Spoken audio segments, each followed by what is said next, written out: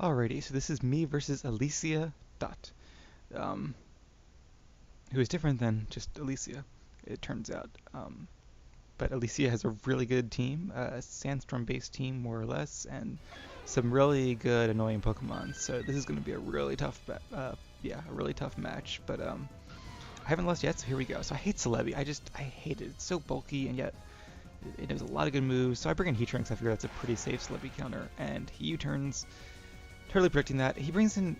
I don't understand why he did that, but I don't know if he wanted to lure the Fire Blast at me, or... I don't know. But it does like nothing to Tyranitar, so I don't... Tyranitar is just a... And that's not even Mega Tyranitar, that's regular Tyranitar, because of the stupid Sandstorm buff that is just really, really powerful. I mean, it's like... It essentially has a Soul Dew is what it has, because it's 100 base stat average, just like Latias, except it has... It actually gets to have its... special defense raise, and it gets to have an item. Anyway, I'm getting ahead of myself. So he brings in Gotheel, and I go for the Moonbeam, which makes me look really smart because I did not expect a trick. I don't know what these things do, so I'm really glad I did. Otherwise, he probably would have just set up on me and then swept or something. So that would have been really bad if I had chosen anything other than Moonblast. I have to use it again. He brings in Magnezone, which is a good idea on his part. I do get special attack drop, which is nice. 30% chance, I think. I bring Vaporeon because I don't want Clayble to die, and I don't know what else it's going to do. I realized I could have been really dumb if he made a water attack, but I figure he's probably going to go for the Steel, and he's probably Spec'd. And worst case scenario, at least he is dropped. So once again, he brings in Celebi, because Celebi can Giga Drain or whatever it wants to do against Vaporeon. So I use Protect to get some leftovers gain. And to see what it wants to do, it's going to use Earth Power.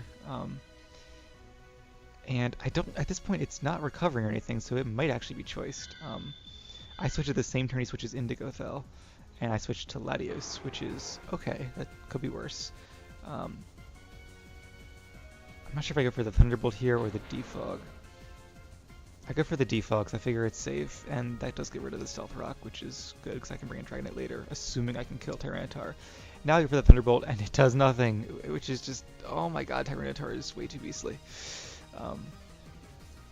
So he re-puts up the Stealth Rock again, and was he the one that put up the first time? I don't know, I feel like he has 2 Stealth Rockers. I feel like it was Celebi. Maybe not. And I just stay in and let him kill me, because I'm just face-palming at that point, I guess. I bring in Aegislash, who is also vulnerable to Crunch, but I just have to get that Secret Sword off so that I can get rid of this thing. Sacred Sword, rather. And I do, so at least it's 5-5 now, although... yeah, it's not looking good. I know that thing is going to Earthquake me. I go for the King Shield just to make sure of it and to get a couple points of health back. So Excadrill is not, my team is not Excadrill friendly, but I know the stones are up, but I had to bring Dragonite because I don't know what I was thinking there because he's faster than me. I guess I was thinking I was faster, but I'm not. So I died to Rock Slide because Multiscale was broken, of course, by Stealth Rock. So that was just 10 kinds of dumb. I should have brought my Vaporeon to begin with because at least he's at full health and can take a hit. I guess he knows that because he switches, and Scald does a pretty decent amount. And I think I'm faster because Magnezone is slow as dirt, or so I thought. But apparently that's not the case because he uses a Volt Switch, and that does a ton of damage to my Vaporeon.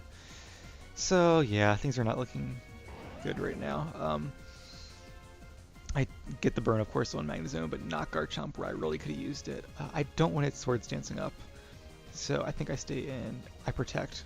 Like I said, I didn't care if its Swords Dances up, and that's what it does. Yep, I should have gone for the Scald, but I'm dumb, so I don't. That was a really bad move. Just a misprediction on my part, I guess.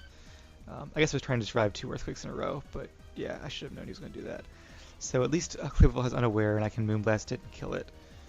He probably should have switched out to Magnezone or Excadrill, but he didn't. So now he brings in Excadrill cleanly, and once again I'm like, crap, there's not a lot I can do against this thing, especially now that Vaporeon is dead.